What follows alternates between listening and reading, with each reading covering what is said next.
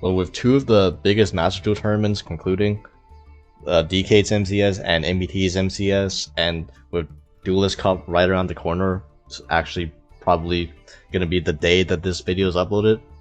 I figured it'd be a good opportunity to look at what the meta is right now and what I think the best decks are this format. And I guess you could call this sort of a prediction on what I think is going to be the results for a Duelist Cup. So if I'm wrong and there's a deck in here that pops up that I didn't mention, please come back to this video and just laugh in my face in the comments. I would love that. So to start with, here's the bold my bold take. Pearly is tier 1. Not only is Pearly tier 1, Pearly is the best deck of the format by, I think, a decent margin. Mainly because, at least with the existence of cash, it made people play more outs or more non-engine that are more direct towards Cashier, but are not as good against Pearly. In fact, especially with the addition of Thrust, a lot of people are only depending on one card to out X Pearly Gnar in their deck, which is Herald of the Abyss. And let me tell you, Herald of the Abyss is not a reliable out to Gnar. It's against good players. It's not. They can easily play around it.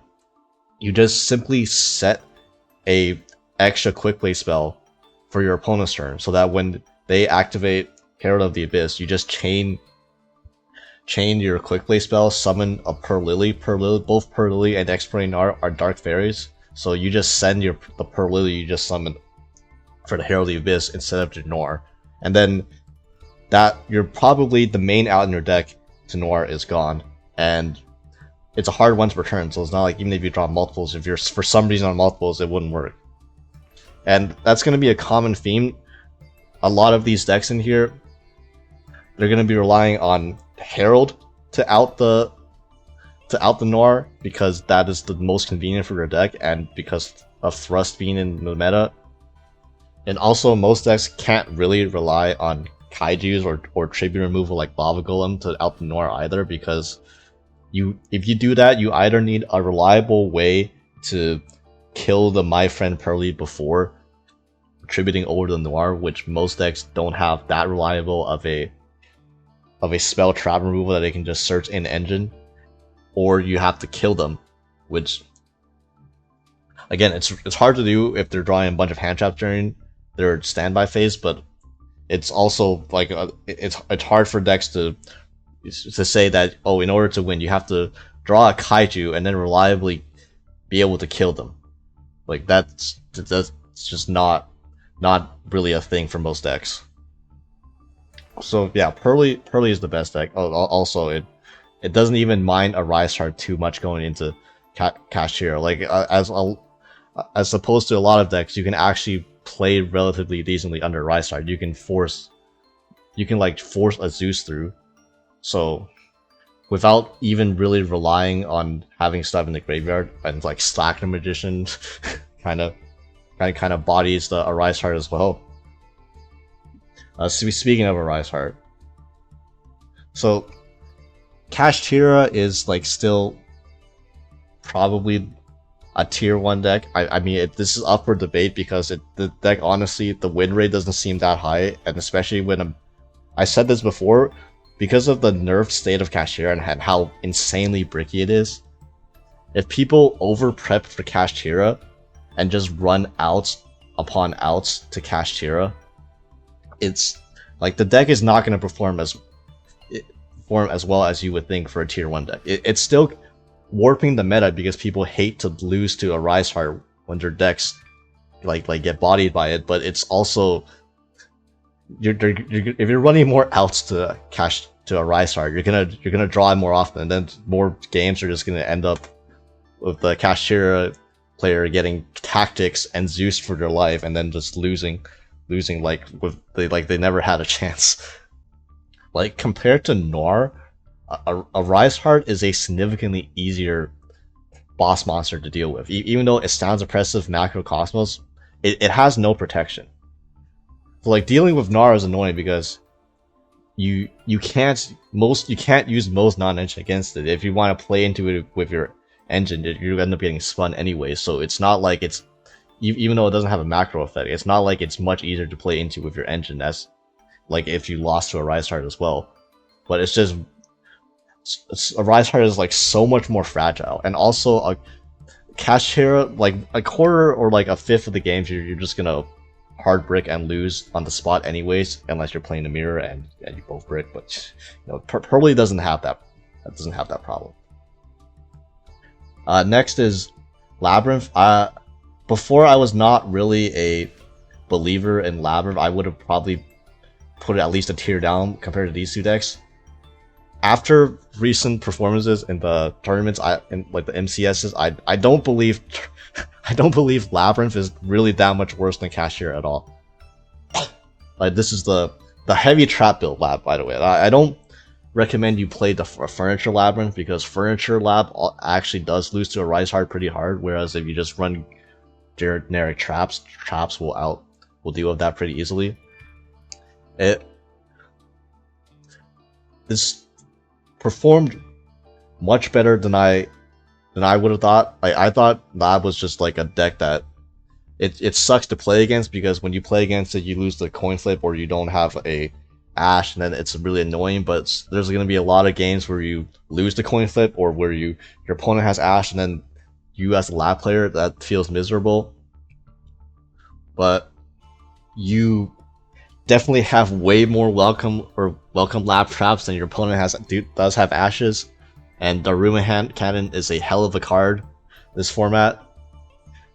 Also, it doesn't completely play around Thrust or anything, but it definitely, you know, compared to Cashier, which literally physically loses to Thrust the moment it's drawn, like Lab, you're gonna get like hand loop for 2 before you even get a chance to fire off Thrust in the first place, and at that point it's probably even too late to take advantage of it. Also, searchable Floodgates, best of 1 format. Woo, you de-barriering a Pearly player. That's what do now. Next deck, caught a lot of people off guard. Branded Despia. So Branded Despia did surprisingly well in the MCSs. It freaking won MBT's one. Like this is a deck that a lot of people just wrote off after it got hit like 3 consecutive times on ban list with like 1 Brand Fusion. And don't get me wrong, that's really annoying because a lot of times the plays you do that mitigate the effect of Ash Blossom involve you hard drawing Brand Fusion so that you could, you know, set up other things without needing the Brand Fusion first. But now that you have to expend your searches on a Brand Fusion, the Ash hurts a bit more. But at the same time, this is one of the few decks that can actually decently play under a Rise Heart. Like you can activate Brand Fusion, you could send like Mercurier and Albaz and make a Rinbrum, and Rinbrum already deals with the Rise Heart then and there, and you get a plus off the Mercurier. That's just like one thing you can do. It's I mean, clearly it performed pretty decently. The only thing I don't like about playing Brand Despia in this meta is the Pearly matchup, because like this is another one of those decks that doesn't have room for much non-engine, and you'll often see it relying on Thrust for Herald to out Noir, which, as I've mentioned before, it's not the most reliable way to deal with that. You can run Kaijus as well, but at that point you're like going second.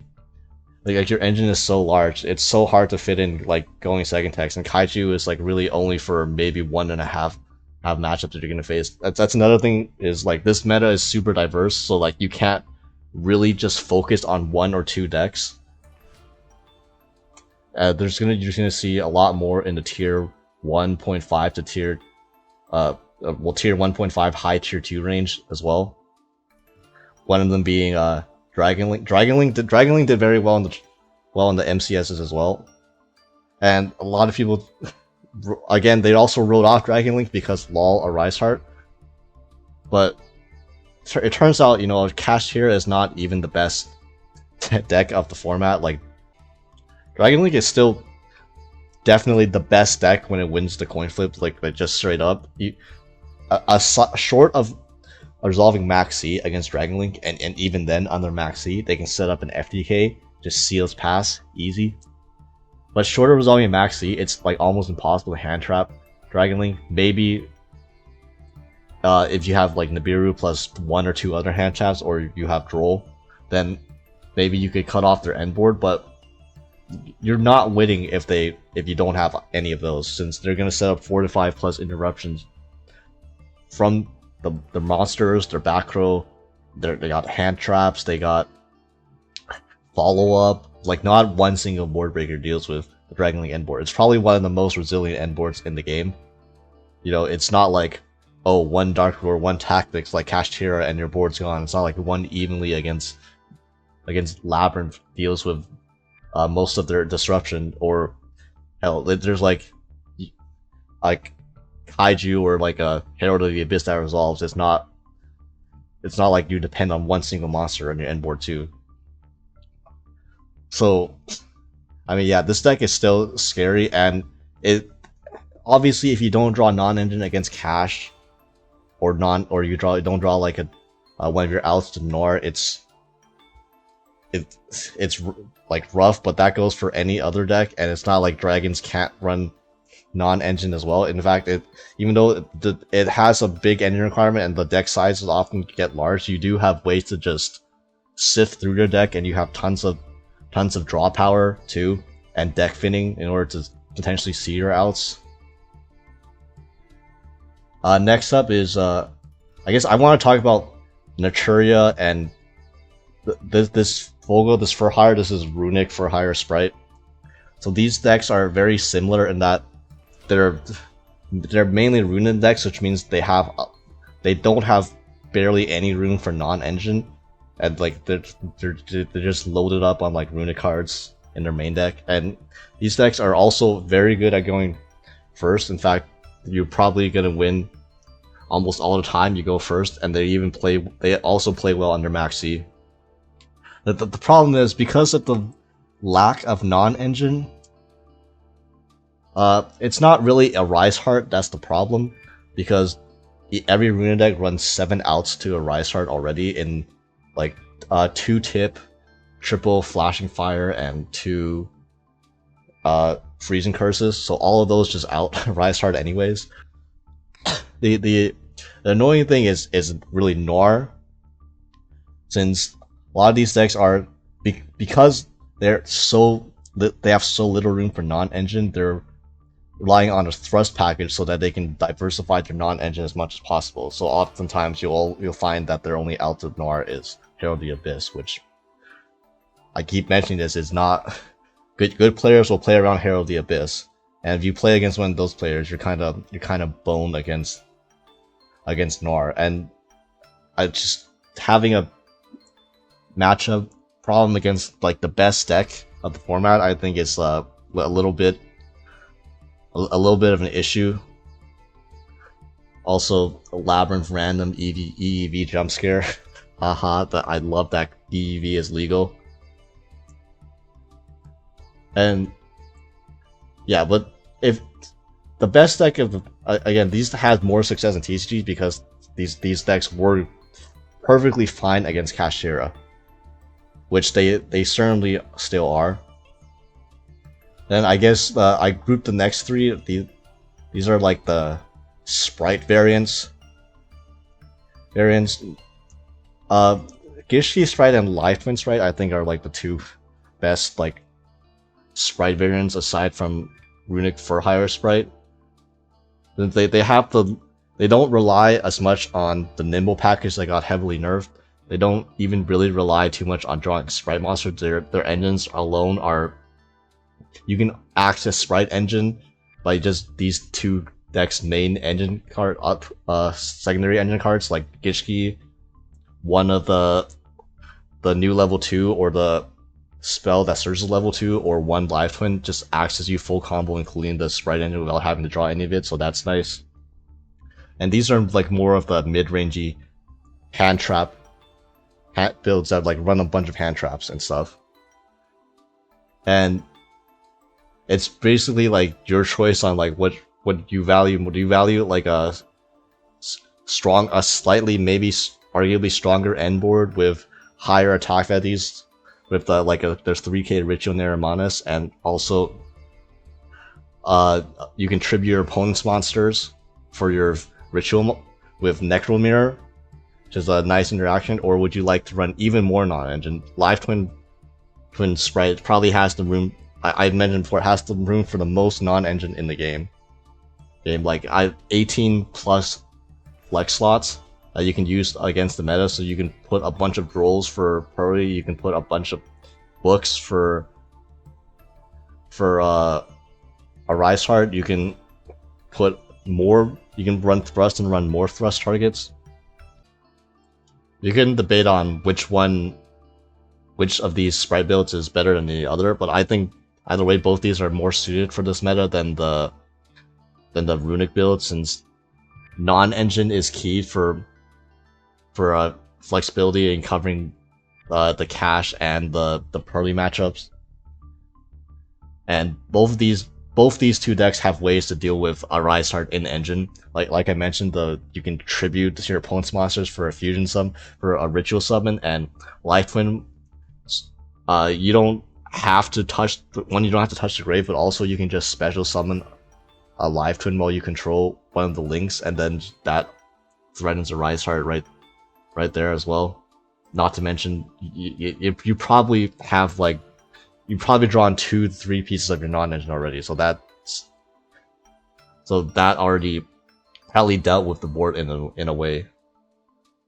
The rest of this is like the rest of the sprite builds. I don't think the rest of the sprite builds are really particularly great this meta. They're all more reliant on the nimble package than Gishki and Live Twin, and they're not consistent. They're not too consistent at all. They actually get hit more by hand trap just because the sprite names are so limited, and if you're depending on more on like the nimble packages, then you lose more to a Rise Heart as well. It's I would not play if you're trying to go for a deep duelist cut grind. I would not suggest playing, especially not playing pure sprite. Oh god, no. Border, get this crap out of it. We're in a meta where this deck cannot win when it goes second. First of all, it's been true before, but especially now, you're facing against an unaffected Noir with that can spin 3 or 4 your back row when you set them in the end phase. Yeah, good game. Cashier match. Even if you go first against Cashier, what you have a border, you have an inspector border. What it's special summon Fender. What you're gonna Solemn Judgment it? Okay, special summon Unicorn. Are you gonna Solemn Judgment? Okay, normal. Okay, activate Birth. Okay, normal summon a big dude every turn. It's no. If you want to play a trap deck, if you want to play a stunny deck, Labyrinth is way better than this. It's not even that much more expensive because Inspector Borders a freaking UR. Like goddamn. Tearlaments. Okay, so Tearlaments. This might be a controversial opinion, but I think Tearlaments is in a vacuum, the Tearlament strategy is completely playable. It's still it can be understated how much tier cache just helps the decks and patches the holes up with the deck, especially with Kid Kalos Legal. If you're a skeptic, go check out a couple of my videos that I've done on tier in this new format. The problem with tier is not the deck itself, it's that it just has a poor matchup against the best decks in this format. You see against a Rise Heart like Cash Tira, there's no sugarcoating it. Cash Tira is a terrible matchup for Tearlaments. It's awful, unwinnable if you don't draw non-engine. Which Tearlaments has a deck that has a lot. Does not have the most room. It has some decent amount of room for non-engine, definitely more than the runic cards, but it's also it's not you're not gonna like consistently draw like outs to the board, the cashier board every game. Also, if dragons pick up in popularity, dragons is another bad matchup because it's the only deck in the game that's still running out a good number of Bystials. And especially with your limited names now, if a Bystial hits like your one-up Havness, it's like you have to jump through hoops to try to get your deck engine going again. And Noir is like, this deck doesn't have an in-engine out Noir like most decks. So its thrust is not really reliable because you're milling so much. You might mill your thrust targets. Like, oh no, don't like. It's not like Herald was reliable anyways. At least Gamma Seal is a Aqua, so it has synergy there, and that's a decent out to Noir. The problem is like you have to kill them, and with just 2 fusions, it's sometimes gets difficult to kill your opponent post Gamma Seal if you don't mill like a god. So matchup wise, Tiered is not really in a good spot. But you know, if at any point 1 or 2 of these decks in the top, like something happens to them in a ban list or like meta trends like shift them away, like look out for this deck to make a comeback. Mathmech, okay, look, I don't get people's obsession with Mathmech. Like obviously Mathmech did like pretty well in the recent MCSs and like top 4 I think. And this is it's extremely popular deck on ladder and extremely popular deck on Master Duel meta. I don't really understand why, but like I guess if you just look at it, this is a hand trap deck and it's a deck that can run a lot of non-engine. So in a sense, it's similar. It's most similar to say Live Twin Sprite. Just 1 2-card combos that can play through decently through hand traps. And but I will say I prefer specifically decks like the Gishki and damn, I hate this hero's make the Gishki and the Live Twin Sprite builds and Mathmech. What I like about these is that they can, because these decks run the most hand traps, they can potentially stop a Noir from hitting the field entirely. And the best way to deal with Noir is to just prevent them from summoning it, like hand trap them to death.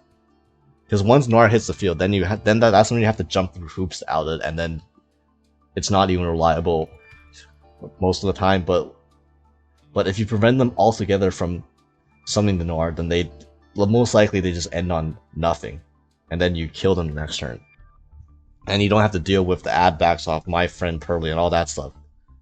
It's just that it's not reliable to hand trap Pearly unless you're running like a metric ton of hand traps to begin with. You need to like 2, maybe even 3 to reliably stop them, just because of all the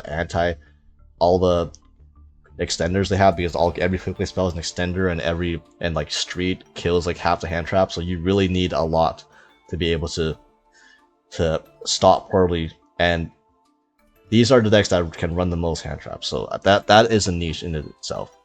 I do not like Mathmech into Kashtira, especially since hand traps aren't as good in the Kashtira matchup. But you know, I'd rather have a good Pearly matchup than a good Kashtira matchup, I would say. Speaking of good Kashtira matchup, this is a Mikanko. This is probably the best, I mean, at least generally agreed upon, the best going the blind second deck in this format. That's the only one I really have in this tier list thing.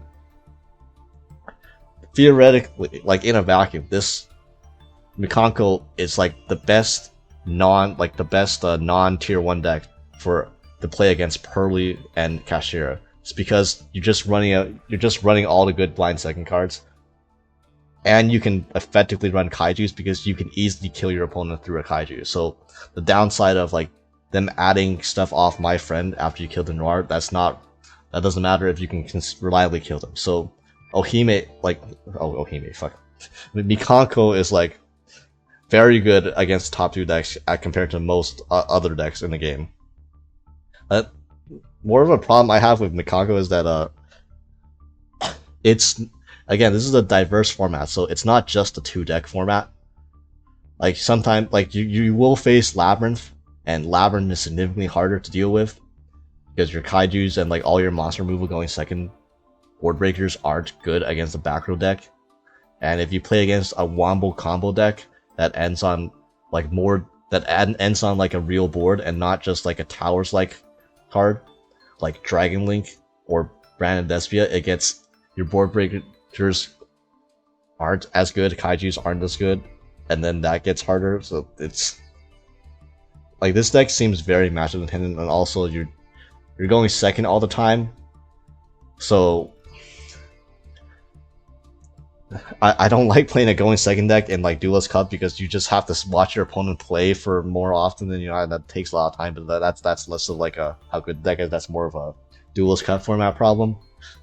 But yeah, I have a hard time placing Mikanko because it really depends on what bracket you face. But I don't think Mikanko did well in the MCS because the in tournaments is best of 3. So obviously best of 3 blind second deck has a lower power in those formats as opposed to a best 1 format like a Master Duel. Rika. Speaking of decks that Mikanko might struggle playing into going second, Rika probably has rivals Dragon Link on like the best boards in the game. Resilience to board breakers. Like there's not a single board breaker that deals with like more than half your interruption. You have interruption from the grave, interruption like with the Rika Princess. You have back row. You have like Concon Shade. You have obviously you have like Bangalancer, Hyperiton, the Regulussi. Like there's definitely like a spot in the format for like just decks that just combo wide turn 1. But I feel like this deck, I don't know how Jessica Robinson does it, but like I feel like this deck just struggles so much into all 3 of these tier 1 decks. Like Cash, like at Rystar just seems like you need to just draw non-engine, and the engine requirements are so large in Rika, like you don't have that much room for non-engine. Like this is like a problem this format in that there are cards that are good against Kashtira that are terrible against Lab, and then they're good against Lab and it's terrible against Pearly. It's like ugh. And like in a deck that can't run not that much non-engine like Rika, it feels like it definitely feels like you're like gambling on matchups again. And also you're like relying on the coin flip on going first, which yeah, this is hard to place, but definitely the power level is there, and like a good pilot just probably knows how to play around those matches better than I would, because I just know the turn one FTK. But I mean it, like I have to put it ahead of like the Runix, because these decks that win going first, but at least Sunav 1 has a bit more room to choice of board breakers than Runic decks do. Yeah, I honestly I'm not sure why this is here. I'm tempted to put this in like the same as the Border Sun, because like theoretically this is good against Kashtira, right? Because you don't care what Kashtira does. It's also like I'm not sure like this deck is like, is this deck consistent still? I've played against this deck like 3 times on ladder. Each of the times they've bricked. I don't really understand. Maybe it deserves to be in like the same tier as Sprite, in like its deck that just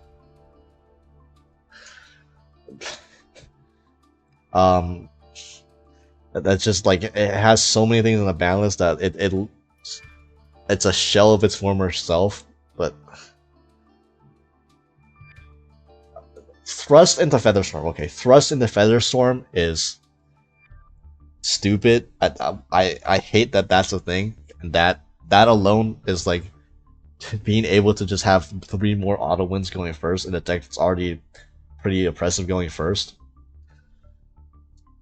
And yeah, I don't know. I feel like the Labyrinth matchup is. I feel like going second is so hard with this deck. Like, I'll put it here for now. This rogue is gonna fill up a bit more with, as you can see, here I have a bunch of decks, a bunch of like lower tier decks or rogue decks that have one good matchup in like tier 1, or like have one perk that makes them worth playing, such as Miscellaneous Saurus. So Miscellaneous Saurus, you can kill a Pearly opponent like with his Misc makes all your dinosaurs untargetable. So the X Pearly Noir, the spins don't affect you at all. So you can do whatever you want and you can potentially kill them. I'm not a dino.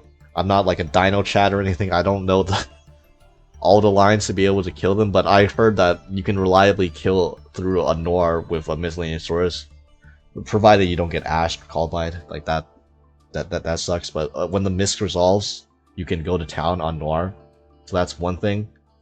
The problem is a Rise Heart is another problem, and honestly, Misc is pretty good against Lab too. But honestly, that's more going for it than Sprite than like the other Sprite builds. So I'm gonna put it here. Scareclaw. Scareclaw has puts a beating on Cash, since like the only out like Cashier has to, I say out to like the Tryhard, the bad Baguska, quote unquote, is Scareclaw Cash, but Scareclaw has this searchable in archetype card called Scareclaw Twinsaw, which is a blackout. So you just pop the Scareclaw Clash, the Scareclaw Cash Sierra, and their one out is gone. And even Dawn, they can't even attempt to Donner you because it prevents both players from using Link Monsters effects for the turn. So yeah, you go first with this, and it's also pretty good against Pearly because they can't threaten Zeus, they can't do any of their shenanigans, and then once again their out to Tryhard is a Link monster that you just floodgate out, you just D-barrier, you just Scareclaw D-barrier them out of the game with, since Twinsaw is a fair card. But going first, obviously. Going second, it's a bit more of a struggle. It's like the opposite problem of dinosaurs. Trap Tricks. So I'm playing Trap Tricks here instead of like something like Ninjas, because Trap Tricks has the best flip face down mechanic, which is Floodgate Trap Hole. It's a permanent Book of Moon. Like, you go first against Kashira and they literally like can't play the game because you just Floodgate Trap Hole them twice, and then they like what are they gonna tribute summon? Well, they can't even tribute summon because you Book of Moon them once, then they birth, summon the second one, then you Book of Moon them. So they're out of normal summon, no tributes, no nothing. Like, it's actually pretty funny, and then you kill them on the next turn with like your Oedipus and like Axe skill, which I recommend running. Going second, this I don't know. This deck is like really popular Master meta, but like going second just seems like the Pearly matchup seems unwinnable, especially because you're playing a deck that runs like 4 to 5 trap holes that are just completely awful going second, and you have to run them as ending requirements. But like imagine playing a deck where just 5 cards are just you're on average going to open 1 card that's in your hand that's always dead going second. Like I mean, it has some stuff. It certainly, if I'm gonna put N-Pin in this tier or Flu in this tier just for thrust into Featherstorm, like this is like Floodgate Trap Hole is certainly also going first in the Labyrinth matchup. None of your traps do anything to you, so that's pretty funny. And because you rely on trap cards for those traps and not monster effects, you can actually easily chain block their ladies and stuff, and you could even negate their what's it called, their lovely lady, which most decks can't do. Oh, yeah, that's another thing I mentioned. Why I forgot to mention why Dragon Link is up here, because Dragon Link is really good against Labyrinth. Like, Dragon Link always has a chain block for their lovely lady, for their lady. What? I don't even know what's the other one called? The lady lab, the lady lab of the Silver Castle. Yeah, they're never gonna search a trap card because you always have like something like a Bistio or like a quick launch or like a tracer on field effect to chain block them. Sky Strike. I was tempted to just put a picture of Thrust here because this is a deck that got completely revived by Triple Tactics Thrust because now this is a blind second deck that blind second has the option to either thrust for a board breaker or thrust for engage, which is dumb. Like this deck is seeing a lot of popularity on the ladder. I faced a lot of it. It's not great, I would say, because it still has the issue of it can't kill your opponent, and if you rely you rely too much on Thrust Herald to out Noir, you're gonna have a bad time against good players. It's not like you're running Hamp or anything to out the Noir. But yeah, Cashier is surprisingly a very manageable matchup with Sky Striker. Like you have so many outs to it in Engine. It is annoying how if you can't really establish 3 spells in your grave with Rise Heart in the field, so maybe that's a bit of annoyance. But again, you run Thrust, so how bad is that matchup really? And I would say because it's less reliant on the coin flip, it's in a better spot than say the Flu and the Trap Tricks. Punk is, yeah, I wouldn't run. This is Rising Carp Fusion, so that means this is a pure Punk build. I don't think Punk is a. It's really like this is a deck that it has the qualities of like the other hand trap decks, except it somehow plays even worse into a Rise Heart, since you can't even use, like, you literally can't do anything against the Cashier board without non-engine. Like you can't pitch with Foxy Tune with Deer Note. Oh, wait, you can't pitch with Foxy Tune because Foxy Tune needs to send to grave. You normal summon Yama, you activate effect. They just Fender Unicorn you. Oh, you lost you lost one of your extra cards and you lost your Ziyama on field, and it's hard to combo when they banish your Ziyama like that. Anyways, it's like this deck struggled against Cash pre Rise Heart. That's how kind of bad the matchup was, honestly.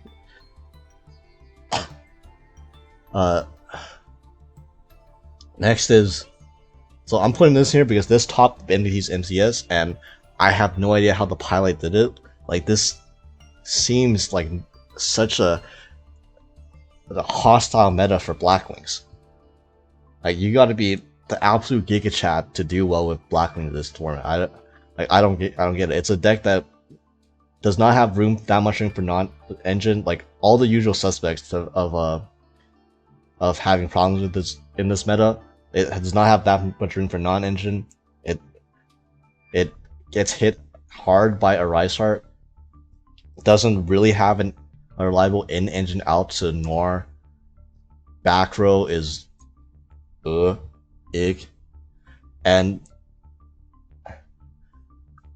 when a lot of times when you get disrupted with Blackwings, you default to ending on like an Armor Master with your during your board, and with everyone being prepared for a Rise Heart and Noir, like the Armor Master is like the easiest towers in the game to out, so that's not really like anything. But I guess like going first, it sets up a lot of burn. You can set up like a full board of disruptions. I believe they didn't use Kali Yuga, or you could set up the 700 burn Masquerade, which actually might get you there since people aren't running stuff like Evenly as much, because Evenly does not deal with a Rise Heart or Noir. It deals with the other cards, but not the main problem. So if people are dropping actual board wipe cards, and people are dropping Super Volley, like a Super Volley is bad. So like a lot of board breakers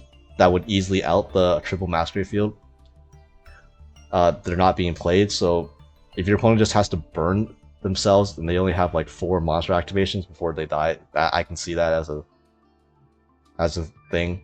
I'll give respect. I'll put it as the better Wing Beast deck than N-Pen, than Blue Under Ease. If my girl and Moye are both no, that's like I don't get the obsession with. I don't quite get the. I'm not putting it here. I'm putting it in like maybe Rogue. Like I don't understand the like this seems like just like an awful meta for Sword Soul. And again, this is a deck that does not have an in-engine out to Noir. And it's not like it has, because you have to run so many Tennies for consistency, which Tennies are also really bad into a Rise Star. You have like 2 options of plays when a Rise Star is on the field. You don't have the most room for non-engine, like I mentioned, because you have to run a lot of Worms for consistency. This is one of the few formats where Protos is not... It's like not game-ending most of the time even. Like, I would say more than half the time, because Pearly, they don't have to cross into their... Like, I guess they can't summon Per Lily, which is annoying, but they can hard draw it and normal summon it. Since, you know, that is a mechanic that Pearly can take advantage of, and then they can go into multiple bad Zeuses without going through any dark monsters.